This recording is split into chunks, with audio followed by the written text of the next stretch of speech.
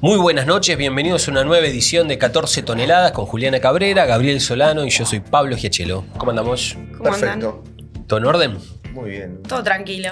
Lindo día hoy. Hoy va a estar lindo. Hay solcito. Parece que llega a 20 Sí, grados. pero nosotros estamos grabando media mañana, después de la noche. La máxima 20 grados. Sí, pero Sí, la es mínima, bastante. 8. El problema de estos Bueno. días es que tenés que abrigarte mucho, después tenés que estar sacando... La cebolla. La cebolla. O si no, bajas un poquito de frío. Y- Después se viene el horario polar, nos alertan acá. Bueno, che, ¿qué tuvimos? Tenemos un servicio nuevo, una parte nueva que es el pronóstico del Sí, tiempo. el pronóstico del 14 tiempo. toneladas. Servicio meteorológico. Tuvimos una marcha espectacular del Garrahan. Gran movilización. Impresionante. Estuvo muy buena. Realmente fue una marcha Masiva. No sé cuánta gente hubo, pero fue muy grande. Muy, muy grande. Había muchas familias. Fue la parte, en el acto, la mejor parte fue cuando hablaron las familias. Totalmente. Hubo momentos... Emotivos. Sí. A mí me impactó mucho de todos los que hablaron. Bueno, hablaban las familias y siempre agradecían a los trabajadores del Garrahan por haber curado a sus hijos. Y habló un padre que dijo, bueno, mi hijo no sobrevivió, murió. Esto me pareció brutal. Y entonces agradeció igual, diciendo, bueno, pero nos contenían, hicieron todo lo posible. Es un padre que va a un acto, se murió el hijo y agradece a los trabajadores, es impresionante, no hay palabras, ¿entendés? Total. Y después, el contraste es que a la noche salió este delincuente que es ministro de Lugones. Lugones a tuitear otra vez provocando, diciendo los trabajadores que están en el hospital curando y qué es lo que tienen que hacer y no en la marcha, atacando a la izquierda, atacando a todos, digamos. O sea, Sí. Y hubo nuevas cosas, ¿no? Por ejemplo, apareció los trabajadores, ¿cómo se llama el que maneja los aviones? No me sale. un piloto de avión. Piloto de Aerolíneas Argentinas. De Aerolíneas Argentinas dando la solidaridad con los trabajadores del Garrahan. cuando arrancan el vuelo, Claro. eso no me perdí. Es que sí, es impresionante ese video y evidentemente la causa de la defensa del Hospital Garrahan ganó muchísima adhesión popular. Y hay una batalla ahí importante porque el gobierno sigue empeñado, bueno, esto sale Lugones a provocar, sus distintos voceros, pero la contracara de eso es que, primero, la masividad de la movilización, que vamos a coincidir todos, fue realmente muy importante, y el apoyo de las familias y también distintos sectores de la sociedad. Muchísimos referentes de la cultura que se fueron sumando a convocar, Dolores Fonsi, Mirta Busnelli, Laura Escurra, una cantidad enorme. Sigan el Instagram de la Junta Interna de ATE del Garrahan, ahí van a ver que se fueron subiendo numerosas adhesiones.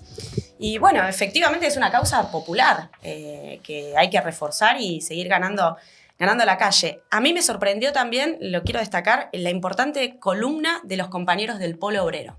Uno de los sectores más golpeados por este gobierno, perseguidos, criminalizados. Les han vaciado los comedores populares, que es como uno de los ejes de la organización para parar la olla cotidianamente. Y sin embargo, se mantienen organizados, movilizados y participaron muy masivamente por la defensa del Hospital Garrahan. Me parece que es un... Sí, muy importante. un acto- Reflejando aparte un acto de conciencia, de Sí. solidaridad de clase. A mí, chiquito, Eduardo Briboni me contaba que en asambleas del Polo, muchas familias decían, ¿cómo no vamos a ir por el Garrahan? Si yo llevo a mi hijo, Claro. primero, la relación entre el Garrahan y los barrios populares. Y segundo, un hecho importante por lo del Polo, o sea, no hablando de Garrahan, sino del movimiento piquetero, el Polo se mantiene una estructuración militante muy fuerte, lo cual contrasta con los otros que en buena medida desaparecieron. Claro. Y desaparecieron porque fueron formaciones del Estado. O sea, cuando vos tenés el movimiento Evita, que se forma desde el Estado, perdés el Estado, te quedaste sin el movimiento Evita porque era el Estado. En Sí, cambio, está escindido de una lucha política por la Pueblo Obrero, construcción de una organización política sobre la base sí, de... por lo menos se formó luchando contra el Estado. Claro. Por lo tanto, no es que perdió el Estado, nunca lo tuvo y siempre luchó contra el Estado y ahora lucha contra el gobierno de Milei. Eso Lógico, es lo que y sobre la base diferencia de otros, ¿no? de una organización basada en asambleas, donde se batalla sistemáticamente por la politización, la comprensión de los motivos por los que hay que movilizarse, que luchar contra el Estado, que arrancar reivindicaciones. Y esa cuestión de método que es fundacional en el Polo Obrero es una delimitación abismal con la mayoría de las organizaciones. Y explica esto que decía Gabriel, porque aparte la más golpeada, la más atacada, es la única que mantiene cierta estructuración y organización. Es impresionante eso. Bueno, y esta semana tenemos la marcha de los jubilados y una marcha antirrepresiva, ¿no? Es una movilización que estaba planificada para la semana pasada, pero que se replanificó para este miércoles la semana pasada, ¿no? concentrar todo con el Garrahan. Y esta semana, el miércoles, Claro. de Congreso a Plaza de Mayo, hay que acompañar a los jubilados nuevamente. Claro, es una convocatoria que nace de los jubilados, que sí, hay quienes sufren la represión en este país en el último periodo, son las y los jubilados, pero bueno, con este contenido antirrepresivo, convocando más ampliamente a los distintos sectores que estamos denunciando la represión de Patricia Bullrich, del gobierno de Milei, que ha sido cuantiosa y numerosa en todos los ámbitos, ¿no? Lo hemos visto de manera muy notoria. Y también destacar que una noticia de la última semana, esta vez una noticia para el lado del bien, es que recuerdan la movilización que fue muy importante contra la ley Bases el 12 de junio del año pasado, ¿cómo olvidarla? que dio lugar a una cacería de manifestantes con numerosos detenidos y también con causas judiciales completamente truchas, donde Patricia Bullrich salió a acusarlos de sedición, de terroristas, causas infames de este tipo. Y bueno, y lo que se conoció es el cierre de las causas. Así que, bueno, un acto de justicia, podríamos decir. Sí, sí, lógico. La persecución judicial es... Igual Daniela, del MTR, por la otra causa va a ir a juicio oral. Así que va a haber que acompañarla cuando se produzca ese juicio. Que fue la compañía que más detenida estuvo, ella ¿no? Tuvo casi 3 meses, o un poquito más de 3 meses, en el penal de Ezeiza. Así que una cárcel de máxima seguridad. Así que va a haber que acompañarla cuando sea el juicio. Lógico. Así que hay que luchar por esa también, que la compañía quede libre, porque se pretende juzgar.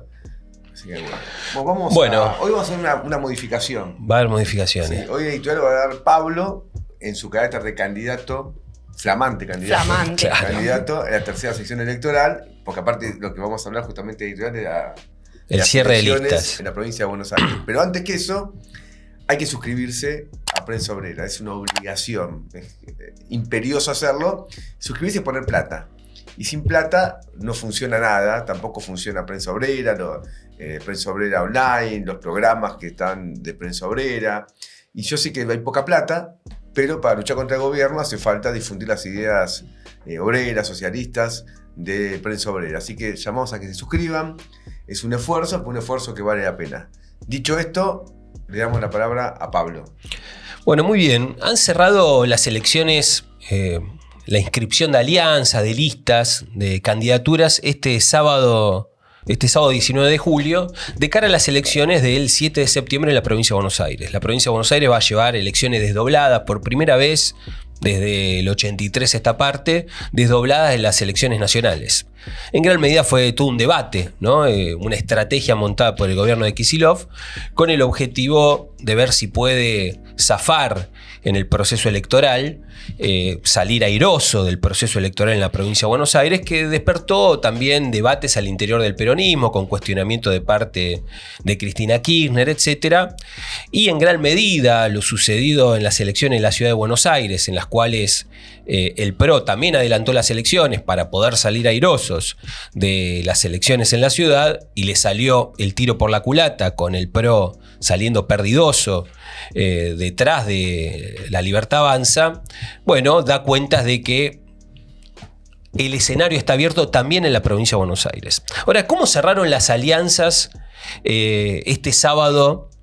No a las 12 de la noche como debería haber sido, sino en algunas horas más tarde, como consecuencia de algunos apagones de dudosa procedencia. En primer lugar, hemos tenido el cierre de la derecha, ¿no? Hemos tenido a La Libertad Avanza, que ha cerrado una alianza con el PRO. En gran medida lo que hemos tenido con ese cierre de alianzas es que La Libertad Avanza se ha fagocitado al PRO. De hecho, ya cómo se llama la alianza, que es Alianza para la Libertad Avanza o Alianza a la Libertad Avanza, el PRO queda completamente marginado. Algunos informes señalan que el 75% de las candidaturas estarían concentradas en la Libertad Avanza y solo el 25% en el PRO. Ni siquiera el color amarillo parecería haber quedado en la alianza. Y solo 2 candidaturas de las 8 secciones electorales que tiene la provincia de Buenos Aires van a estar en manos de gente del PRO. Las principales van a estar en manos de Diego Valenzuela en la primera sección electoral, el intendente de 3 de febrero. Maximiliano Bondarenko en la tercera sección electoral, un cana, un ex comisario, que va a estar liderando la tercera sección electoral por la lista de La Libertad Avanza. Y en la quinta sección electoral, Gustavo Montenegro, el actual intendente de Mar del Plata, que es claramente un facho, que adoptó como política barrer a los indigentes de la ciudad de Mar del Plata. Es decir, que va a ser una candidatura, un armado político profundamente derechista. Naturalmente han salido sectores golpeados en la constitución de esta alianza, a lo cual luego ya me voy a referir. Sí se armó una crisis política al interior de la propia Libertad Avanza. Todo indica que hay una crisis en el llamado Triángulo de Hierro, con Karina Milei, que es quien lidera la Libertad Avanza en la provincia de Buenos Aires, quien maneja la lapicera, ha salido claramente posicionada y desplazado al sector de Santiago Caputo, reflejando una crisis en el esquema oficial y denuncias cruzadas de distintos sectores donde se han vendido candidaturas dentro de la Libertad Avanza para ocupar los cargos. Es decir, la expresión más clara de la casta al interior de la Libertad Avanza y del PRO. Por otra parte, hemos tenido a Fuerza Patria, lo que sería el peronismo. En el caso del peronismo vamos a tener que también hubo tensiones muy agudas. Yo decía que se había retrasado el cierre, la presentación de las listas por supuestos apagones. Y en gran medida como consecuencia de las tensiones al interior del sector liderado por el gobernador Kicillof, por la Cámpora, y el tercer sector liderado por Sergio Massa. Tensiones de quienes iban a ocupar los principales cargos de Fuerza Patria. Finalmente, las dos principales secciones, que es la primera sección electoral, recuerdo que la primera sección electoral abarca el oeste bonaerense y la zona norte, es decir, Morón, Moreno, Hurlingham y Ituzaingó, hacia la zona norte, todos los distritos de la zona norte, y la tercera sección electoral, Matanza y la zona sur del Gran Buenos Aires, del conurbano bonaerense. La primera sección electoral estaría encabezada por Cato Podis, proveniente ex intendente de San Martín. La tercera sección electoral, y funcionario del gobierno de Kicillof, un hombre de Kicillof. La tercera sección electoral por Verónica Magario, que es la vicegobernadora de Kicillof. Y la quinta sección electoral por Fernanda Raberta, en este caso de la Cámpora. Así que las dos principales secciones, la tercera sección electoral y la primera sección electoral, encabezadas por un sector del kicilofismo, por sectores del kicilofismo, y las otras secciones en general por sectores de la Cámpora. Las tensiones al parecer han sido muy marcadas y hay muchos candidatos a intendente que están jugando como candidaturas testimoniales, que van a encabezar las listas como concejales, con el objetivo de defender el lugar en los consejos deliberantes, fundamentalmente por parte del peronismo. Aparece una tercera lista, una tercera alianza, que en general son los desencantados del acuerdo del PRO con la Libertad Avanza y los desencantados de los acuerdos del peronismo. Se llama Somos Buenos Aires, donde hay radicales, peronistas, sectores macristas, de la coalición cívica. Este sector va a llevar, por ejemplo, en la primera sección electoral a Julio Zamora, que es el actual intendente de Tigre, que está en un fuerte enfrentamiento con Massa, fue parte de una crisis que tuvo el peronismo en las elecciones pasadas. Va a llevar a Pablo Domenicini, un radical, en la tercera sección electoral. Y por ejemplo, en la segunda sección electoral, que es la zona norte de la provincia de Buenos Aires, donde está San Nicolás, Pergamino y otros municipios, no presenta lista y apoya otra lista que se llama Hechos, donde está Pasaglia, un tipo que viene del peronismo, fue concejal por el Frente para la Victoria y luego fue electo intendente por Juntos por el Cambio, y rompe con el macrismo en función de que no se pone de acuerdo con la constitución de las listas con la Libertad Avanza. Lo mismo sucede con el intendente de Pergamino. Entonces se arma un bloque de esas características, Hechos en el caso de la segunda sección electoral, que no va con Somos, y Somos no le presenta lista, pero sería parte más o menos de este espacio, llamémosle del medio, entre el esquema ultraderechista armado por la Libertad Avanza y el PRO y el peronismo. Como la cuarta fuerza política, claramente aparece el Frente de Izquierda. El Frente de Izquierda que fue la fuerza que cerró primero la alianza y fue la primera en largar, en presentar las candidaturas. donde va a encabezar la primera sección electoral nuestra compañera Romina del Pla, del Partido Obrero. Va a estar acompañada por Alejandro Bodar, del MST, por Néstor Pitrola, también del Partido Obrero. En la tercera sección electoral va a estar Nicolás del Caño, del PTS, donde la va a acompañar Mónica Slotauer, de Izquierda Socialista. Mi caso, Pablo Giachelo, también voy a estar yendo como candidato por la tercera sección electoral. En el caso de la quinta sección electoral, menciono en general la primera, la tercera y la quinta porque son las tres secciones más importantes en cantidad de habitante. La quinta sección electoral, que tiene como cabecera la ciudad de Mar del Plata, va a estar siendo encabezada por Alejandro Martínez, dirigente del Partido Obrero de Mar del Plata. Entonces nosotros tenemos más o menos configurado este diagrama, este esquema electoral de cara a las elecciones del 7 de septiembre. Ahora, ¿cuál es el escenario político en el cual se van a desenvolver estas elecciones? En primer lugar, claramente, el escenario es el escenario de un recrudecimiento de la crisis económica. Luego Gabriel va a dar un informe más específico sobre el punto, pero vale mencionar algunas cuestiones importantes porque el escenario en el cual se va a desenvolver esta elección es el de este resquebrajamiento del esquema económico general. La semana pasada hemos tenido un recalentamiento del dólar. Y esto en gran medida como consecuencia de la tentativa del gobierno nacional, o el avance del gobierno nacional, de desarmar las LEFI, unas letras emitidas por el Tesoro Nacional, que ha llevado a que se inunde de pesos el mercado, y como consecuencia de la inundación de peso del mercado, una fuerte tendencia a ir a la compra de dólares. El gobierno, para tratar de frenar una mayor disparada del dólar, la semana pasada tuvo que aumentar sensiblemente las tasas de interés, lo cual va a repercutir en una mayor presión, un parate de la economía argentina. Está aumentando las tasas de interés con el objetivo de aspirar los pesos del mercado y que esos pesos no se vayan a la compra del dólar y de esa manera sostener el carry trade, la bicicleta financiera. Pero eso va a llevar y ya está repercutiendo en un mayor parate de la economía. Y el parate de la economía está teniendo consecuencias generales muy agudas. Por un lado tenemos un crecimiento, despidos en fábricas, un crecimiento muy agudo de la desocupación. En la provincia de Buenos Aires tenemos el 9,3% de desocupación. Probablemente la provincia de Buenos Aires sea el principal epicentro del golpe de la crisis social como consecuencia del proceso económico y de la política económica impulsada por el gobierno de Milei. El epicentro de la crisis social es la provincia de Buenos Aires, con un 9,3% de desocupación a nivel provincial y un 9,3% y un 9,7% en el conurbano bonaerense. Cierre de fábricas en forma muy sistemática, despidos masivos. Y este cuadro general de impacto de la crisis económica se combina con una ofensiva muy marcada de parte del gobierno nacional, poniendo una agenda profundamente antiobrera.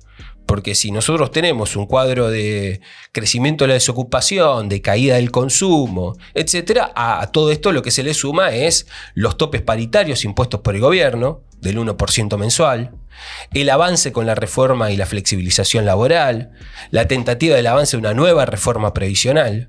Todo esto está marcando cuál es la agenda que está llevando adelante el gobierno nacional a escala nacional y que tiene una repercusión muy clara en la provincia de Buenos Aires. Todo esto lo tenemos muy claro con la lucha, por ejemplo, que desenvuelven los trabajadores del neumático contra los topes paritarios y la firma en contraste que hacen todas las burocracias sindicales para que se impongan esos techos paritarios, el progreso de la reforma laboral en cada una de las plantas, que llevó a que, por ejemplo, en la fábrica Giorgalos, un sector de trabajadores se plante contra la reforma laboral y la respuesta de la patronal haya sido efectivamente el despido de los activistas sindicales. Ahora, en el marco de toda esta ofensiva tan virulenta de parte de las patronales y de parte del gobierno, con el amparo del gobierno nacional, cabe preguntarse cuál es el papel del peronismo en la provincia de Buenos Aires y más general en todo el país. Y es evidente que la política del peronismo ha sido, a escala de los gobernadores, a escala de los legisladores y a escala de los sindicatos, ha sido una política de completa complicidad con la ofensiva del gobierno. Está muy claro de parte de los legisladores del peronismo porque si no hubiera sido por el voto del peronismo en el Congreso Nacional, las principales leyes del gobierno de Milei no hubieran pasado. Es decir, que el peronismo ha aportado los votos necesarios para que esas leyes se puedan aprobar en la Cámara de Diputados y en el Senado. Las leyes me refiero a la ley bases, que incluye la reforma laboral, que incluye la entrega nacional, etc. Allí han jugado también un papel muy importante los gobernadores. Lo de los gobernadores es muy claro y evidente porque han presionado para que los distintos legisladores se alineen a la ofensiva del gobierno, pero incluso en la provincia de Buenos Aires, el gobernador Kicillof también ha llevado adelante una orientación capitalista contra los trabajadores. Y ha sido una correa de transmisión de toda la política ajustadora del gobierno nacional contra los trabajadores. Esto ha quedado muy claro, por ejemplo, en la situación de los salarios de miseria que tienen los docentes y los estatales en la provincia de Buenos Aires. Salarios de indigencia por debajo de los 700, los 600 mil pesos. Estableciendo los techos paritarios impuestos por el propio gobierno nacional, con la complicidad de las burocracias sindicales peronistas. Y mientras por un lado se le establece esta política antiobrera o estos topes salariales a los trabajadores, y los descuentos, como sucedió en la provincia de Buenos Aires por parte de Kicillof, los descuentos a los docentes que llevaron adelante los días de paro contra estos salarios de miseria, el gobierno premió a la burguesía agraria rebajándole el inmobiliario rural. El gobierno de Kicillof premió también a los especuladores de la deuda pública, pagándole intereses usurarios a los tenedores de la deuda pública en la provincia de Buenos Aires. Es decir, que el gobierno de Kicillof, mientras ataca a los docentes y a los estatales, atacando su derecho a huelga y rebajándole el poder adquisitivo de sus salarios, premia a los especuladores financieros y a la burguesía agraria. Entonces es muy clara acá cuál es la orientación del gobierno y la incapacidad del peronismo de ser una alternativa para defender y representar los intereses obreros y los intereses populares en la provincia de Buenos Aires y en todo el país. En materia de inseguridad, que va a ser un punto que se va a colocar fuertemente en la agenda de la provincia de Buenos Aires, también queda en evidencia la orientación del gobierno de Kicillof. Porque Kicillof, lejos de ser un garantista como lo denuncia Milei, o como lo denuncia la derecha, Kicillof ha defendido la política de la mano dura y la política de la represión. Reclama más policía y más represión para enfrentar el problema de la inseguridad que crece en la provincia de Buenos Aires, pero que crece por sobre todas las cosas por la complicidad de la policía bonaerense con el crimen organizado. Y la impunidad con la que se maneja todo el crimen organizado en connivencia con la policía bonaerense y las llamadas fuerzas de seguridad. También ha tenido una política fuertemente represiva, como se evidenció en el ataque a los obreros de Bridgestone, militarizando la fábrica cuando la patronal japonesa despidió a 400 trabajadores de Bridgestone, poniendo la policía para custodiar a Giorgalos cuando los trabajadores salieron a luchar contra los despidos antisindicales. Se evidenció también en Moreno cuando reprimió a los trabajadores municipales que salieron a pelear por su salario. Es decir, que en materia de seguridad, evidentemente Kicillof también se adapta a toda esta política de la derecha. Entonces, el Frente de Izquierda hace una campaña en este escenario y a desenmascarar esta falsa oposición. Vamos a una campaña fuertemente insertos en las luchas obreras y populares. Participando de la lucha del Garrahan, como mencionábamos hoy, apoyando la lucha de los trabajadores de Morbillo, que están desenvolviendo una lucha heroica, ocupando la fábrica contra el vaciamiento patronal, apoyando la lucha de Giorgalos, los trabajadores del neumático, apoyando la lucha de los docentes, apoyando cada una de las luchas que están, y no solo apoyándolas, sino que siendo impulsores y organizadores de muchas de esas luchas. Pero vamos también, no solo a reforzar las peleas, sino a contraponer un programa inmediato, urgente y un programa de salida a la crisis nacional. Frente a los despidos masivos planteamos la prohibición de despidos y suspensiones. Frente a los cierres de fábrica o los vaciamientos de empresa planteamos la estatización sin pago ni indemnización bajo el control de los propios trabajadores. Frente a la desocupación tan grande que existe en la provincia de Buenos Aires, planteamos el reparto general de las horas de trabajo sin reducción de salario. Contra la entrega del país planteamos la necesidad de romper con el Fondo Monetario Internacional, cesar con el pago de la deuda pública y nacionalizar la banca, el comercio exterior, concentrar el ahorro nacional y destinar ese ahorro nacional a una reactivación económica de todo el país. bajo el control y el liderazgo de la clase trabajadora. Es decir, que el Frente de Izquierda no solo va a reforzar y ampliar las luchas, sino que vamos a defender un programa de salida anticapitalista de los trabajadores y socialista. Bueno, te voto. Muy bien. Muy bien. Queremos a Pablo en la legislatura. Sí. Y ahora, de la descripción que hiciste de las listas, hay un tema que me salta, que es el siguiente. ¿Dónde está Grabois y Patria Grande? Adentro de Fuerza Patria. Subordinadísimos. Claro, subordinadísimo. Es importante, por ejemplo, él va la tercera sección electoral. La encabeza, ¿cómo se llama? Magario, Verónica Que Magario. es de riñón de Espinosa de La Matanza. Total. Sí. Es la mafia, el peronismo más mafia de toda la mafia. O sea, si hay una mafia del peronismo bonaerense, la mafia más importante es la de Espinosa, y esta mujer es la dupla con Espinosa. Entonces uno lo ve a Grabois completamente subordinado a la mafia peronista más rancia de Argentina. Esto hay que tomar nota, porque después van a venir, así no, aparece, no sé, Ofelia Fernández, habla de distintas cosas progresistas. Sí. Depende del público, ¿no? Cuando capaz que en Capital se presenta y habla como progresista. Y vos cruzás la General Paz y ya estás apoyando. Y si hay algo que no es progresista es Magario, que incluso yo recuerdo en el movimiento de mujeres y diversidades denunciábamos muy fuerte su periodo. Cuando ella fue intendenta en La Matanza, creó una secretaría de culto y designó como titular a un pastor evangelista. Es decir, una política fuertemente celeste, antiderechos, regresiva. Y ahí, aparte de que es el aparato del PJ bonaerense en su máxima expresión, digo, con todos sus condimentos. ahí me hiciste acordar, me hiciste acordar cuando mencionaste el carácter reaccionario de Magario, que ella hace poquito impulsaron en el Senado, la re. Ella se empató. Ella fue la Cobo. Claro, que votó a favor la Cobo es a favor, es decir, oficialista. Claro. Incluso hizo mención, ¿no? A diferencia del pasado, mi voto es positivo, no es no positivo. Recordemos que Cobo dijo no positivo cuando se votó el tema de las retenciones. Claro, cuando fue la última elección, Grabois armó una lista, las PASO, y después se subordinó a la lista de Massa. Como acá no hubo PASO, ya directamente entró. Disciplinado de Entonces, la entrada. única lista que representa, obviamente, Interés popular. a la izquierda de ella, pero tú sabes que se reclama progresista y puede tener algún tipo de dudas sobre los planteamientos del Frente de Izquierda, que tenga claro que lo demás es el tren fantasma, pero total. Recontra O sea, son un grupo de delincuentes. Y entonces, y Kicillof, que supuestamente también es el soviético, si uno escucha a Milei, Sí, es el ese. soviético, va con el peronismo completamente reaccionario de los intendentes, que la mayoría hoy está con Kicillof, la mayoría. Es decir, que Kicillof aparece enfrentado a la cámpora en diferentes choques, pero lo hace amparado en el aparato peronista reaccionario de la provincia de Buenos Aires, ¿no? Total. Y bueno, y por eso lo de Magario, que querían votar la RR de los intendentes. Sí, Y sí. sumemos La que- reelección indefinida de los intendentes y compañía. Sí, y sumemos que Espinosa, que lo estábamos nombrando, va de candidato testimonial también como concejal en La Matanza. Y tiene la denuncia muy dura. Sí, va Ferraresi, Seco en Ensenada, Espinosa en La Matanza. Espinosa tiene la denuncia ahora de abuso de su secretaria, Sí.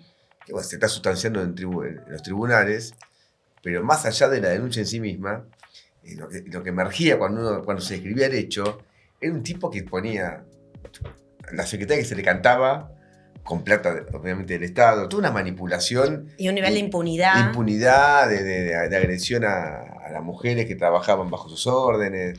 Es terrible, digo, que no vengan después a hacerse los progresistas, porque tienen que hacerse cargo. Lógico. No, yo creo que el Frente de Izquierda tiene en estas elecciones de la provincia de Buenos Aires un desafío muy importante. Por un lado, desenmascarar esta idea trucha de que Kicillof es un escudo frente al ajuste de Milei. Pablo lo describía muy bien en su editorial, es más bien una correa de transmisión de una política de agresión contra los trabajadores, como lo podemos ver con los trabajadores, los residentes de los hospitales en la provincia, nada que envidiar en materia de precarización salarial y laboral a lo que ocurre en los hospitales nacionales. Lo mismo con los docentes, que han ido a un paro muy decidido. Entonces, por un lado, y aparte con una lista que representa con todos estos personajes, ¿no? Entonces, desenmascarar fuertemente cualquier pretensión de que la lista del peronismo unido tiene un carácter progresivo, ofrece una salida a los sectores populares en la provincia. Y por otro lado, lo que todo el mundo adelanta es que este escenario de fuerte abstención electoral que ya hemos visto en distintas elecciones adelantadas en las provincias probablemente se reproduzca en la provincia de Buenos Aires. Y ahí yo creo que hay un componente importante en este sector que no va a votar, de sectores desencantados de Milei, que se habían desencantado antes del peronismo y que por lo tanto, bueno, optan por no concurrir a las urnas. Y hay un sector de composición muy prole, popular, etcétera, de gente que tiene bronca muy genuina. Y dar una batalla política para conquistar esos votos, para un programa obrero, socialista, una salida de los trabajadores, me parece que es otro capítulo de los desafíos. Sí, creo que para un ausentismo histórico. Sí, aparte está la novedad de... Sí, nadie sabe bien qué se vota. Claro. Porque nunca... las secciones en la provincia de Buenos Aires no son conocidas por la población. Yo viví mucho tiempo en Lanús. Está en la tercera sección electoral, nací ahí. Y nadie sabía que vos sos la tercera sección electoral. Vos conocés más o menos el intendente, el consejo deliberante, pero... La lista provincial no tenés la menor idea de cómo funciona. Y la legislatura provincial tampoco tiene mucha resonancia. No, es una legislatura. Aparte, lo único que se conoce fue cuando salen los delincuentes. Chocolate Rigó. Lógico, claro. O sea, aparece ese tipo de sector. Si no, no se conoce nada. O sea, no hace absolutamente nada positivo para el pueblo. Así que el desafío de conquistar un voto es importante. Y más allá de los temas locales que van a tener un peso, esto es una pelea política nacional. Total. Es una elección de frente de izquierda buena en la provincia de Buenos Aires. Bueno, plantea frente a una crisis política que el país está viviendo, otro tipo de posibilidad de desenlace de esa crisis, ¿no? Que no se sustancia entre fuerzas capitalistas, sino que empieza a emerger una fuerza de trabajadores. Entonces yo creo que es importante la campaña de la provincia de Buenos Aires por este tema también. No es cualquier provincia. Después, octubre está ahí nomás, viene las elecciones de octubre al mes y moneditas. Así que va a haber que militarla mucho, porque son aparatos muy fuertes los que están... Sí, y no va a haber propaganda, publicidad sostenida por el Estado, es decir, que nos vamos a abrir paso... Y este comisario, por ejemplo, que encabeza la tercera por Milei, también estuvo con el peronismo. Sí, y acá estuvo, son con todos... Manes. Sí. Y estuvo con Manes, sí. O sea, estuvo con Manes, el amenazado por Santiago Caputo. O sea, es una especie de... Van cambiando... La casta recontra casta. Sí, la recontra casta. Y también adelanta esto de que, bueno, claramente van a jugar la agenda de la seguridad. Hay que ver ahí cómo responde Kicillof, porque tampoco es que en materia represiva, bueno, vos lo desarrollabas muy bien, pero aparte vos tenés en el Ministerio de Seguridad sigue estando un tipo de Bernie, que es Mario Alonso, que es el que comanda a las fuerzas represivas. Pero Kicillof va al revés. Para enfrentar a Milei se va a hacer más a la derecha. Claro. Por eso. O sea, la presión de Milei va a llevarlo más todavía a reivindicar ese... Sí, no hay la menor duda. Y va a pedir más fondos del Estado Nacional para la policía bonaerense. Sí, el problema es ese, que necesita más policía, que necesita más recursos. No el problema de la connivencia de la policía y la fuerza de seguridad con el crimen organizado, como el motor fundamental de la proliferación de la inseguridad. Lógico. Y después para los docentes. ¿A quién va a votar un docente? El otro día vi una conferencia de prensa de Adorni, no sé si se acuerdan. Y el chicanero, Adorni chicanero, dice, felicito a Kicillof porque le descontó por a los haber docentes. descontado el día a los docentes que hicieron un paro. Y el paro de los docentes es un paro justo de reclamos contra el gobierno provincial, en primer lugar, y contra el gobierno nacional también. Y ahí Adorni dice, bueno, Kicillof le descontó los días. Es lo que hace Jorge Macri en Capital Federal. Es lo que Milei pregona a nivel nacional, porque incluso el decreto que hoy no está vigente porque la justicia lo declaró inconstitucional para prohibir el derecho a huelga, de alguna manera lo aplica Kicillof descontando los días. Así que también hay que tener en cuenta eso, un trabajador docente de la provincia de Buenos Aires, un trabajador estatal, si hace un paro, Kicillof te le descuenta el día. Total. Escúchame, vemos un poquito qué pasa con la economía. Vamos, tienen déficit, teníamos. A ver, creo que tengamos una mirada un poquito amplia rápidamente de secuencias. Nosotros veníamos de un acuerdo con el Fondo Monetario en marzo-abril. Ese acuerdo con el FMI había sido de alguna manera impuesto por la realidad. Empezó a subir la inflación, una corrida contra el dólar, lo que en Argentina vimos tantas veces, y el gobierno temía, con mucha razón, que si esa inflación seguía creciendo como había crecido, perdía las elecciones que venían en la capital federal. Y se abrió un escenario de sombras para un gobierno muy, muy especial el que tenemos en Argentina. Y fue un acuerdo con el FMI y vinieron los 20.000 millones de dólares. Se suponía que eso alcanzaba hasta las elecciones de octubre, como mínimo. porque 20.000 es una cifra importante. Es el FMI más otros organismos internacionales. Sin embargo, estamos en julio y es evidente que esa plata no alcanzó. Y no alcanzó y ya se empezó a notar, porque las reservas no pudieron crecer, en acuerdo con el FMI que contemplaba que íbamos a comprar reservas, como no nosotros, Sí. El Partido Como país. Obrero, como país íbamos a comprar reservas, eso no ocurrió. El gobierno no quiso comprar reservas, porque de comprar reservas lo que hubiese ocurrido es que el dólar subía, porque esta es una demanda de dólares, y si subía el dólar subía la inflación. Entonces el gobierno dijo algo interesante, dijo, nosotros vamos a comprar cuando llegue a 1.000. Y hay varios videos en el cual Milei dice, no, 1.000 no. Esto se va a caer como un piano de un quinto piso y el dólar va a llegar a 600. Pues hay muchos archivos, pongan dólar de 600 y van a aparecer reportajes en los cuales Milei afirma que el dólar iba a ir a 600 luego del acuerdo con el Fondo Monetario Internacional. Y los que no pensaban de ese modo y tenían otro pronóstico, bueno, eran insultados, econochantas, mandriles y cosas por el estilo. Sin embargo, en julio sucedió lo contrario. Hubo una fuerte, esto también hay que tener en cuenta, una fuerte liquidación de dólares en junio del sector agrario, que vence mañana. Mañana deja de entrar plata. ¿Y por qué? Porque mañana vence la reducción de las retenciones que tenía para la exportación, sobre todo de la cosecha gruesa de la soja. Es decir, que a partir de mañana el panorama todavía es mucho más incierto y preocupante. Y con una liquidación fuerte en junio, sin embargo, el dólar siguió subiendo. Y en vez de los 600 que decía Milei, el dólar llegó a 1.300. Sí. Depende de qué cotización tome, la mayorista, la minorista, bueno. Tomemos como promedio 1.300. Es decir, más del doble de lo que Milei pensaba cuando iba a caer como piano en dólar. No pasó. 1.300 pesos. En el medio apareció un hecho, que es esto que hablamos de las LEFI, que es deuda en pesos. La deuda en pesos es importante porque muchos economistas, dentro del gobierno, pero sobre todo dentro del peronismo, no le dan mucha bola a la deuda en pesos. La desestiman. E incluso algunos izquierdistas. Sí, pues dicen, no, la deuda en pesos no importa. ¿Por qué no importa? Dice, bueno, porque como el Estado puede emitir pesos, un Estado no va a un default de una deuda nominada de una moneda que puede emitir. O sea, si vos no tenés para pagar, la emitís la plata y la pagás. ¿Dónde está el error de este tipo de razonamiento? Bueno, es cierto que la podés emitir. Que emitir no joda. Emitir no es joda, hace una inflación.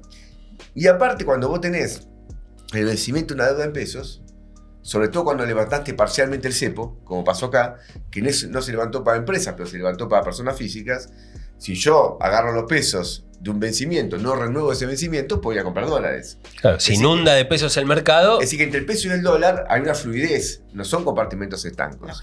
Especialmente, digo, después del levantamiento del cepo para personas físicas, que los primeros 45 días del levantamiento del cepo se compraron dólares por 5.000 millones de dólares. Es decir, muchísima plata. Entonces, las condiciones para esto se fueron generando. Y hubo vencimiento de deuda en pesos que dejó latente en el mercado unos 10 billones de pesos, porque se renovó parcialmente.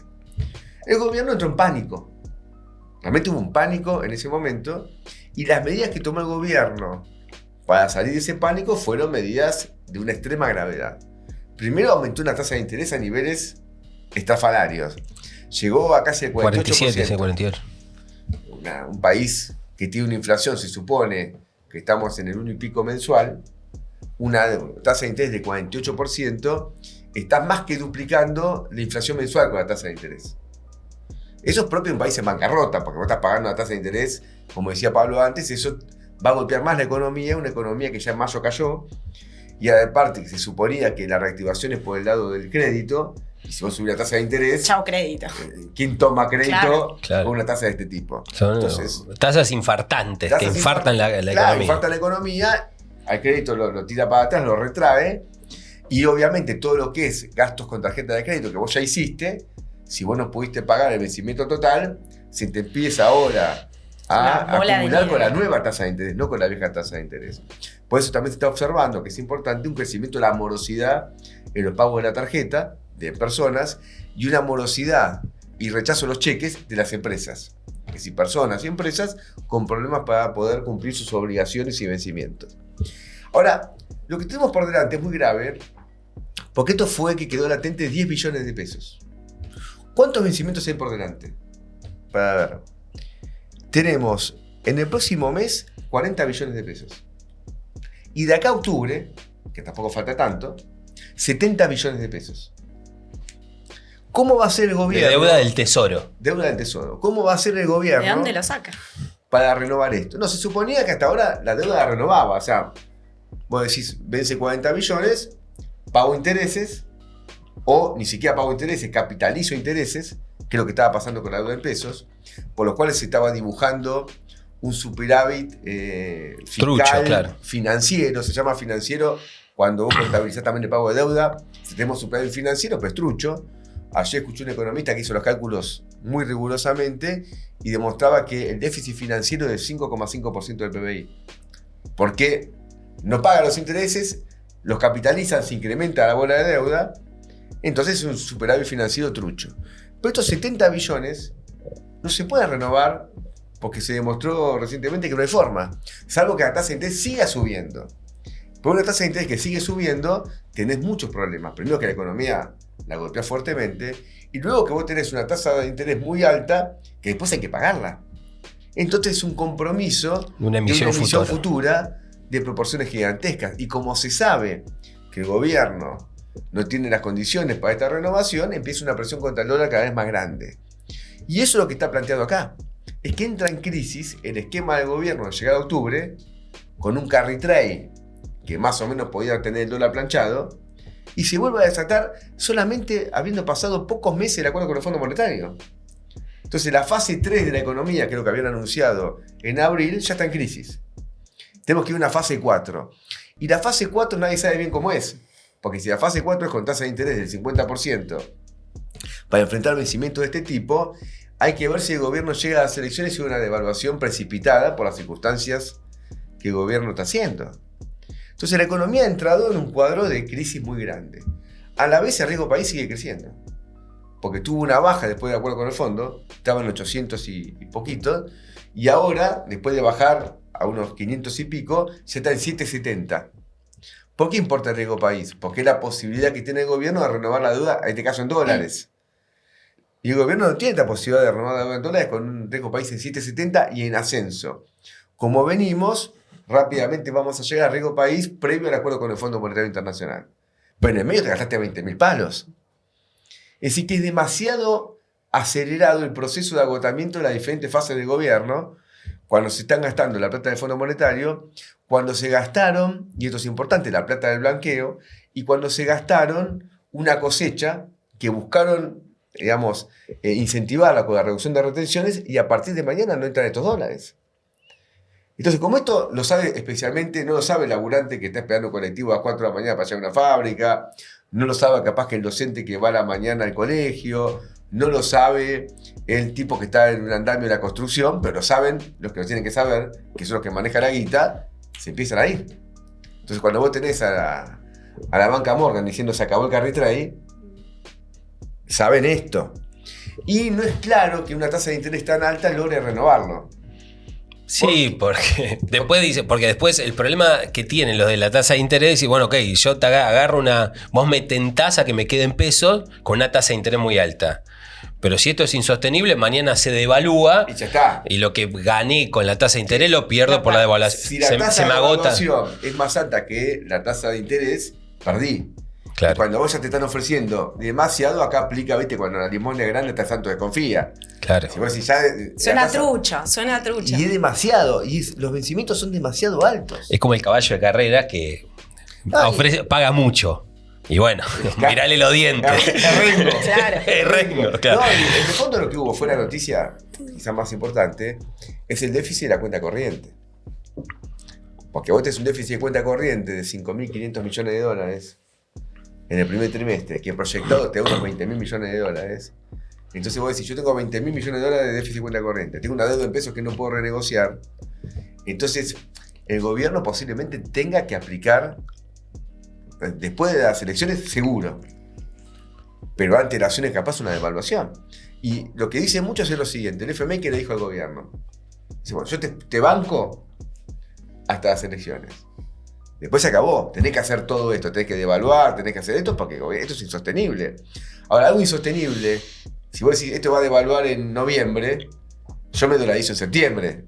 Claro. Entonces empieza a descartarse una devaluación y todo el mundo acelera a comprar dólares porque vos sabés que finalmente se va a devaluar. Entonces, lo que es seguro en noviembre capaz termina ocurriendo en septiembre.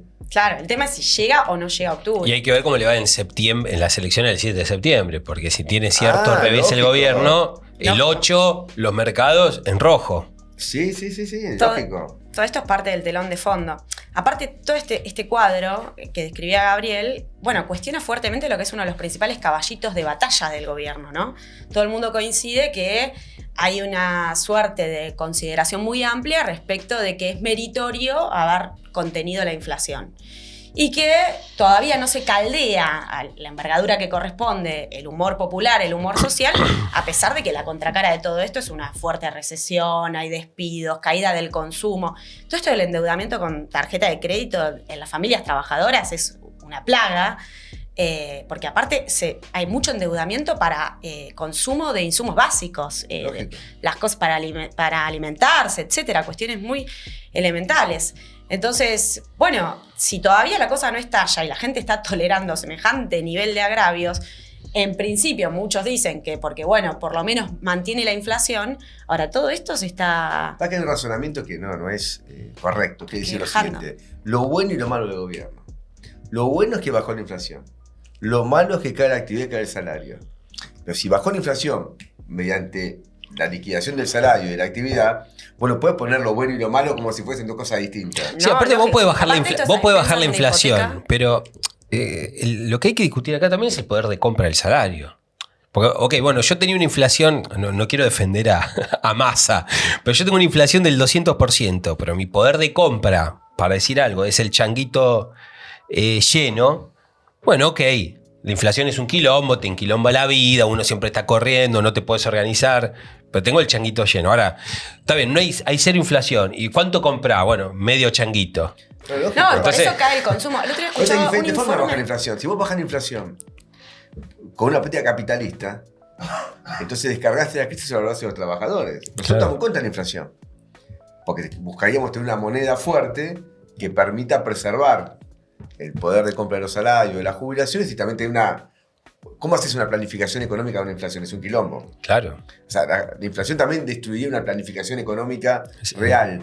Lo que... No solo de la familia trabajadora, sino la planificación económica de un Estado obrero, de un Claro, gobierno no, obrero. Leen a Trotsky. Y léanlo a Trotsky. Trotsky, yo qué sé.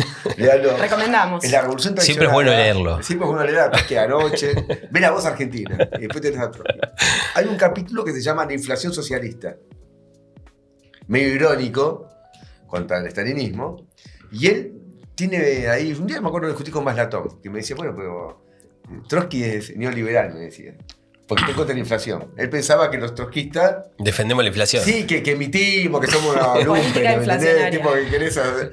Me quiero comprar un caramelo, métela en la Y maquinita. él defiende el sistema de precios. Porque dice, sin sistema de precios, una planificación no es posible, ni tampoco la asignación, digamos, del trabajo humano. De Sí, una se manera- distorsiona mucho la ley del valor. Claro. Entonces él dice, no. Los precios relativos. No jodamos los precios. Como Moreno. Si el Estado para distribuir la riqueza tiene otra forma, los impuestos, ¿se entiende? O sea, hay otras formas, pero no jodamos los precios. Entonces nosotros estamos en contra de la inflación. Pero acá lo que está viendo es una política capitalista para bajar la inflación, que es insostenible. Porque es un carry trade que beneficia a los especuladores financieros internacionales, Sí, una hipoteca de los recursos del Estado. un endeudamiento para el ingreso de dólares comprados, que son, si vos pediste dólares, no te hay que devolver. No son dólares tuyos, son dólares prestados, que después los devolvés. Entonces, no se baja la inflación de diferente... Siempre es bueno bajar la inflación con esta política. Hay que bajarla con otra. Entonces, es una política para bajar la inflación a favor de los especuladores. Nosotros bajaríamos la inflación a favor de los trabajadores, con medidas obviamente opuestas a las de este gobierno. Sí, y con patas cortas, por todo lo que estamos Sí, viendo, lógico. de la precariedad de todo el esquema y... Bueno, son dos vías de atacar a los trabajadores. Con esta política capitalista de Milei que contiene la inflación sobre la base de todos estos agravios, o una devaluación, que es incluso lo que reclaman sectores del peronismo, que también es un golpe al salario, porque ahí el poder adquisitivo del salario es lo que no aparece nunca. De ahí la importancia también que en la campaña electoral, de cara en septiembre y después en octubre, la explicación de nuestro programa. Tenemos que subrayar el Lógico. punto. Nosotros somos una fuerza combativa que estamos en la lucha, peleando por las reivindicaciones urgentes, pero también vale explicar el programa general. Para salir de la trampa de devaluación sí, devaluación no. Es decir, salir de la trampa de las salidas capitalistas a la crisis económica del mileísmo. Y hay un tema que creo que es el gran problema nuestro, que es que donde caló el discurso de Milei, que yo creo que cada vez cala menos, pero donde caló, es considerar el ajuste como inevitable. Claro. Y bueno, como estábamos, es decir, y nosotros como no defendíamos lo anterior, no tenemos porque eso es un problema para Massa, para Kicillof, para Máximo Kirchner, no para nosotros, que no estábamos a favor de lo que pasaba antes. Entonces se presenta que, bueno, la emisión monetaria que había antes no podía existir, bueno, el sistema previsional como estaba no puede existir, cosas que, dichas generales, son correctas. Claro, son medias verdades. Son medias verdades. Pero nosotros tenemos que dar un programa de salida distinto al que plantea el gobierno frente a esa crisis. Y que nos delimite de los dos campos. Claro, porque esto que te decía Maslatón también es esta idea similar a la izquierda, al kirchnerismo, a los programas nacionalistas, a lo que fueron las experiencias de los gobiernos pasados. Él decía que no había cálculo económico bajo el socialismo. Y en realidad el problema del capitalismo es que es un sistema de competencia y no planificación. Quien hace un cálculo económico real a la escala de la economía es el socialismo, porque planifica la economía, la distribución de los recursos naturales, la distribución de los recursos humanos, evita una competencia que derrocha recursos innecesarios para la sociedad. Así que, bueno, podemos explicar cómo planificaría la economía la clase obrera en la tercera sección electoral. Claro. Totalmente. Bueno, escúchame, vamos un poquito al tema internacional. Sí, avancemos. El tema que seleccionamos para abordar en este programa fue un tema de gran repercusión y de envergadura, particularmente para nosotros que somos socialistas, prestarle atención a este fenómeno, porque, tuvimos en España, en la región de Murcia, particularmente en un pueblito que es Torre de Pacheco, asistimos verdaderamente a un espectáculo de tipo fascista, abiertamente fascistoide, con hordas de sectores de la población, de lugares aledaños. Muchos señalan que no es la población local, yendo a atacar a los migrantes, una cacería de migrantes, particularmente en los barrios más pobres. Murcia tiene 40.000, Torre Pacheco es un pueblito de 40.000 habitantes, un tercio de esa población es de origen migrante. Mayormente son jornaleros agrícolas con muy malos salarios, que sufren la precarización laboral. Muchos son incluso segunda generación, es decir, nacidos de migrantes que son residentes ya del Estado español. Y viven en estos barrios periféricos condenados a guetos de pobreza, déficit de los servicios públicos, donde el nivel de desempleo juvenil es muy alto, y ahora se suma la amenaza, y no solo la amenaza, sino la acción concreta de bandas fascistas armados con palos, con cachiporras, yendo a atacar, a agredir aleatoriamente a los ciudadanos en la calle, destruir, destrozos de automóviles, de comercios, etc. ¿Cómo empezó toda esta historia? Bueno, lo primero es que tuvimos el miércoles 9 de julio un vecino, un señor mayor, Domingo, de 68 años, que sufrió un ataque, fue golpeado violentamente. Bueno, él denunciaba que no sufrió ningún hurto, ningún robo, y empezó a circular a viva voz este episodio de un hecho de agresión de Domingo, porque él decía que le parecía que los que lo habían atacado eran personas de origen magrebí, del norte africano. A partir de esto se empezó a montar toda una campaña de difusión prolíficamente a través de redes sociales, grupos de Telegram. También se montaron sobre esto numerosos medios de comunicación, porque esto no es un fenómeno acotado únicamente a ciertos usuarios de redes sociales, sino que hemos visto los grandes medios de comunicación en España plegándose a difundir esto que vendrían a ser suerte de fake news, noticias falsas, truchas. Yo estuve leyendo muchos medios españoles y ellos hablan de bulos, que es como una forma de decir una mentira, una truchada, una noticia falsa. Entonces, primero empezaron a circular fotos de los supuestos agresores, que en realidad eran 5 agresores que circulaba la foto por redes sociales. Agresores de Domingo. De Domingo. Cuando Domingo había dicho que eran 3, no eran 5, ya todo sonaba muy trucho. Después empieza la difusión de un video, también en la que se ve supuestamente, vendría a representar ese video, cámaras que habían captado la agresión a Domingo. Y luego se supo que en realidad ese video era de mayo, de un ataque en Almería, otra región de España, un ataque homofóbico a un señor en situación de calle, o sea, un ataque de tipo de bandas fascistoides. Y ese video fue desmentido por el propio Domingo, porque incluso se ve que la persona que está siendo agredida en ese video, por ejemplo, tenía una camiseta blanca y Domingo dice, no, ese no soy yo, bajo ningún punto de vista, yo no estaba vestido así tampoco, etcétera. No obstante, con el video y con las fotos se catapultó una campaña de difusión de estos tipos de bulos y de fake news brutal por todos lados. Uno de los de la foto era un vecino de este Domingo.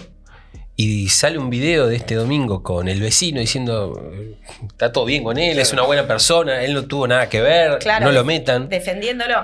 No, incluso este video fue difundido, ni bien aparece, lo empiezan a replicar en sus redes, José Ángel Antelo, que es el líder de Vox en la región de Murcia, y también José Garré, que es el concejal de Vox en Torre Pacheco, en el pueblito. Junto con los líderes de Vox, que aparecen abiertamente involucrados, toda una cantidad de grupos de tipo neonazi, fascistoides. Por ejemplo, el grupo Ultra Revuelta, que también está vinculado a Vox. Aparece Desocupa, que es otro grupo muy reaccionario, muy derechista, cuyo líder es Daniel Esteve, que empieza a publicar en sus redes sociales, por ejemplo, frente a esto no hay otra respuesta, patrullas vecinales con palos y los enviamos al hospital, alentando la cacería y las acciones de este tipo. Y fue muy destacado también el papel en la organización de estas hordas fascistas de un grupo de Telegram que se llama Deport Them Now, o sea, depórtenlos ya, que fue creado en enero de 2025, abiertamente de tipo neonazi, también vinculado a Vox. Su líder es un simpatizante que es un habitual concurrente a los actos que hace Vox en distintas partes de España, que también publicaba cosas como Moreno que veamos, paliza. Bueno, estos grupos que desde el viernes 11 de julio que empezaron las primeras incursiones de tipo fascistas, con agresiones, heridos, provocaciones, participaban con emblemas o cantitos o banderas de moros de mierda, váyanse a su país, viva Franco, arriba Franco, proclamas abiertamente fascistoides. Y lo cierto es que, hablando de la participación de Vox, días antes de que toda esta historia comience, hay una diputada que es Rocío de Mer, de Vox, que había hecho un llamado a deportar a 8 millones de personas, migrantes, de España, con el argumento de que, un discurso fuertemente xenófobo que apuntaba a asociar la migración con el delito. De hecho, todo esto es hecho bajo el paraguas, los llamamientos a la cacería de migrantes, de que había que defenderse frente a la inseguridad, porque los migrantes y los árabes y demás son los responsables de cualquier episodio de inseguridad. Y este discurso xenófobo ya dice que está en amenaza la identidad española, y por lo tanto aparece un concepto que usan fuertemente estos grupos, que es el de la remigración, que vuelvan a su país, digamos, como idea, porque los españoles tienen derecho a sobrevivir como pueblo. Y detrás de todo este tipo de operación discursiva, lo que promueve es una limpieza étnica, digamos, tratando de barrer, sobre todo, y un reemplazo racial de lo que sería una invasión de árabes, de inmigrantes africanos, etc. Que uno acá también puede ver los links con la situación a nivel mundial. Nosotros lo hemos denunciado, lo que está ocurriendo en Palestina es una operación de limpieza étnica, también de esta característica, que se lleva a cabo a través de un genocidio. Y acá, lo que tenemos por el momento son estos hechos, esta suerte de pogroms violentísimos, alentado por lo más rancio de la derecha. Vox convocó actos estos días también en Torre Pacheco y replicados en numerosos estados de España, con esta idea, la consigna hay que defenderse de la seguridad, y reforzando estos llamamientos a las cacerías de migrantes. Luego, ¿qué tenemos? El intendente de Murcia, por ejemplo, no es de Vox, pero es del PP, del Partido Popular. Se llama Pedro Ángel Rosca. Salió con un discurso también en una sintonía muy parecida de asimilar la inseguridad que aparentemente se vive en Torre Pacheco con el problema de la importante población migrante. Más lejos en esta línea fue Carlos Mazón, que él es presidente de la Generalidad Valenciana y es el presidente del PP, del Partido Popular, que es el que viene de cerrar importantes acuerdos de gobierno con Vox en distintos estados, que salió a decir que para él lo preocupante de todo esto era que se llame racista a alguien que señala un delito cometido por un migrante. O sea, ustedes se dan cuenta que entre el fenómeno ultraderechista y fascista de Vox, en el campo de los otros partidos de la burguesía en España, tenemos cosas de este tipo. Sí, lo de Vox y el PP es como la Libertad Avanza y el PRO. Claro. Una cosa de ese tipo. Ahora, ¿qué tenemos del lado del PSOE, por ejemplo? ¿No? Que son el Partido Socialista Obrero Español, que son los que dirigen el Estado español, y uno puede observar cuál ha sido la política. Por un lado, que es fuertemente denunciado que hay más de 500.000 de inmigrantes que están irregulares en España y por lo tanto, al no tener una condición de ciudadanía en todos los términos, por supuesto que se ven agredidos en lo que es su derecho a la salud, digamos, una cantidad de derechos para vivir ahí. Y el PSOE hace mucho tiempo que está acojoneando proyectos que apuntan a revertir esta situación de irregularidad. Tampoco se ha destacado por confrontar tan abiertamente con estos discursos que asimilan la delincuencia con la migración. Y lo que uno puede observar es la intervención del Estado español del PSOE a través del ministro del Interior, que es Fernando Grande Marlaska, que, bueno, ha sido caracterizado por dirigir fuerzas de seguridad que, por ejemplo, se dedican a infiltrarse y reprimir movimientos ecologistas, pacifistas que, no sé, hacen acciones tipo scratches con remolacha frente a diferentes empresas. Ahí sí, infiltración, represión. Luego fue muy destacado, nosotros venimos de una huelga del metal importantísimo en la región de Cádiz, que conmocionó prácticamente a toda España, una huelga que se planteó para defender el convenio colectivo de trabajo, las condiciones laborales, etcétera, y que motivó un fuerte operativo represivo que se llamó Operación Fuego de la Policía Nacional, a donde se llevó a cabo incluso una cacería, porque esa huelga finaliza el 12 de julio y van a buscar a los manifestantes y a los huelguistas a sus casas. Se los han llevado detenidos. Hay 24 presos por la huelga de Cádiz y por Torre Pacheco. Si bien la Guardia Civil informó que fueron detenidas 120 personas de estos sectores agresores, hay solo 10 detenidos. 10 detenidos contra esta avanzada criminal de tipo fascista contra los migrantes en Torre Pacheco y 24 detenidos por la huelga de Cádiz, a donde les imponen multas para poder obtener la libertad de hasta 40.000 euros. Hasta 40.000 euros. Y lo que vemos es este accionar de la policía. Nuevamente viendo cómo los llamados republicanos demócratas le abren el paso a los fachos. A los fachos. Y incluso si uno ve el accionar de la policía, que responde a este señor, al ministro del Interior, al PSOE, etcétera, lo que aparece, si uno lee y busca videos, etcétera, es una actitud de fuerte confraternización con los fachos. Entonces uno ve a uniformados abrazándose, frenándoles como si fuera una gresca infantil que hay que detener. Bueno, muchachos, ustedes saben, yo cada vez que pesco a uno delincuente, a uno se refiere a un migrante, lo llevo preso, pero calmémonos un poquito. Real apretón de manos, abrazos. Y cuando uno hurga un poquito, uno encuentra que el sindicato de la policía, Sindicato Unificado de la Policía que existe allá, viene, por ejemplo, a haber firmado un convenio con este grupo neonazi Desocupa, que fue uno de los protagonistas, de los promotores de esta cacería de migrantes, un convenio para poner en pie cursos de formación y de defensa personal de los miembros de la policía. Entonces, bueno, todo ese telón. ¿Los nazis fueron a la policía a los nazis? Los nazis a la policía. Y esa connivencia, se vio. Había más cualquiera de dos variantes. Sí. Nada más. Yo me quedé pensando cuál era la peor variante. Claro, aparte se supone que la policía está formada y forma ciudadanos para que se defiendan, pero que ya los nazis formen a la policía es como demasiado fuerte.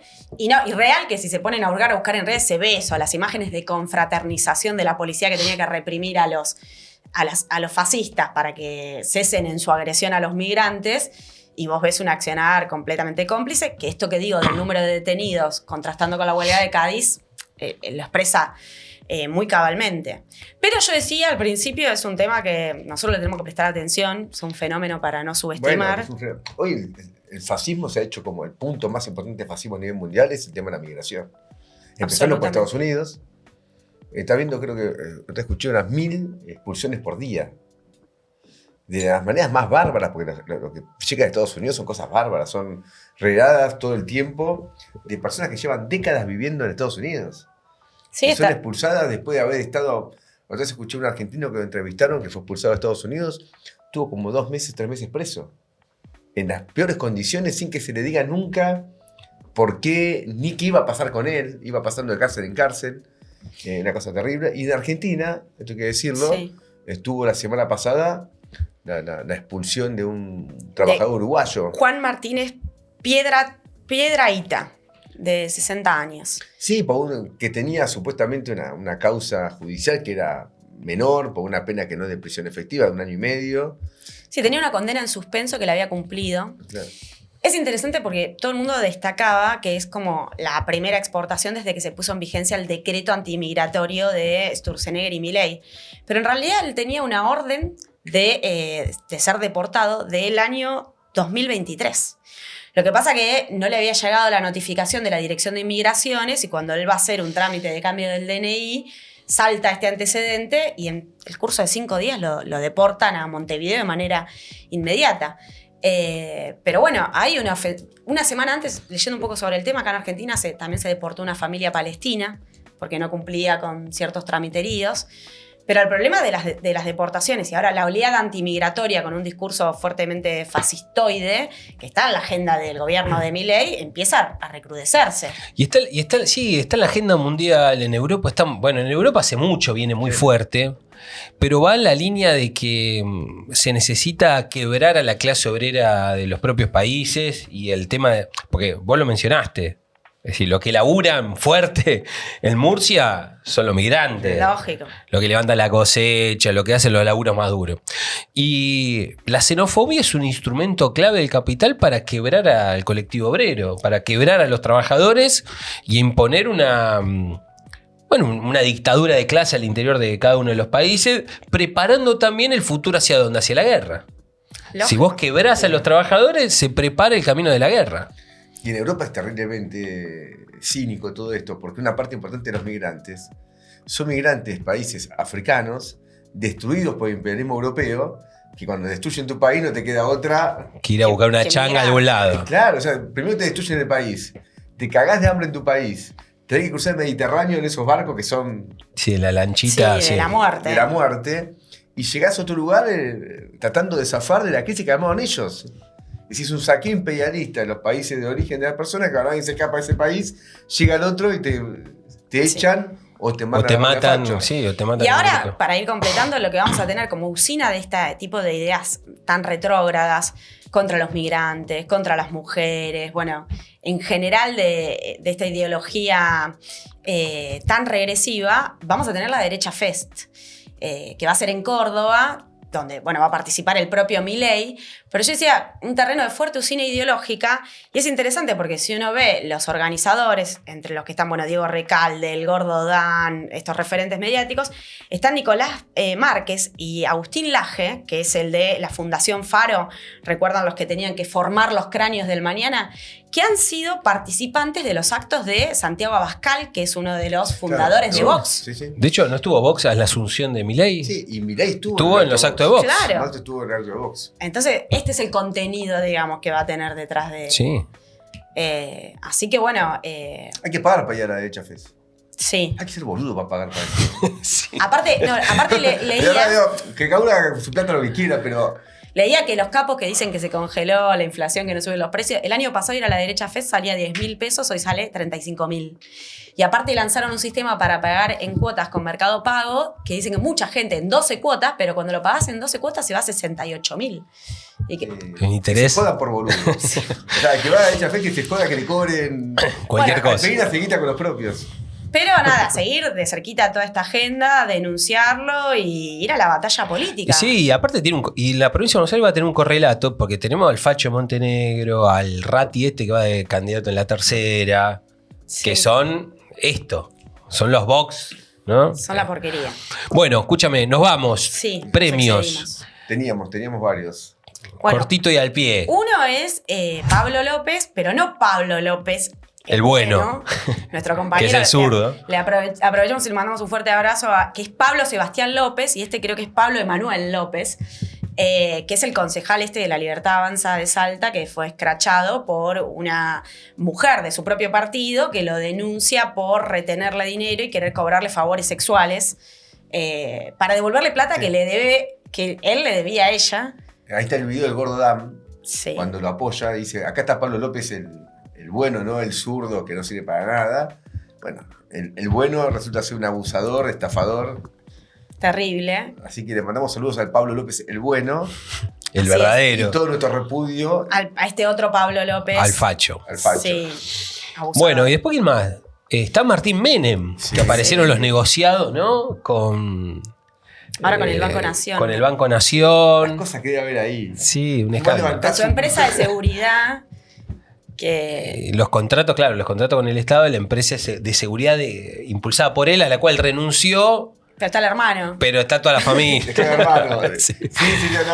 Ya no es mía, es mi hermano. Claro, ¿Cuántos mil millones se contrató con el Banco Nación? tranqui. Es un... ¿Y sabes qué pasa? Y aparte hay numerosos contratos Está cara la vida. distintas instituciones del Estado. Bueno, ¿y quién más?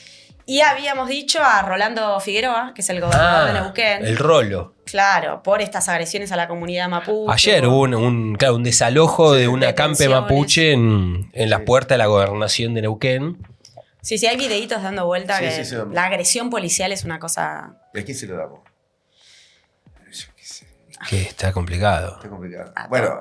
a este se lo tenemos que dar. Y sí. A Pablo López. A Pablo López. Sí, podemos darle, son Son 14 toneladas, 7 y 7. podemos... Podemos darle 7 a Pablo López y 7 a Figueroa. Sí, Sí, por la hagamos represión. Igual Bueno, dale. 7 toneladas te duele. Sí, sí, no es poca cosa. No es poca cosa. Bueno, vamos las toneladas para estos y nos vemos la semana que viene. Y acuérdense de suscribirse, activar la campanita, darle me gusta, difundir y toda la manija. Adiós.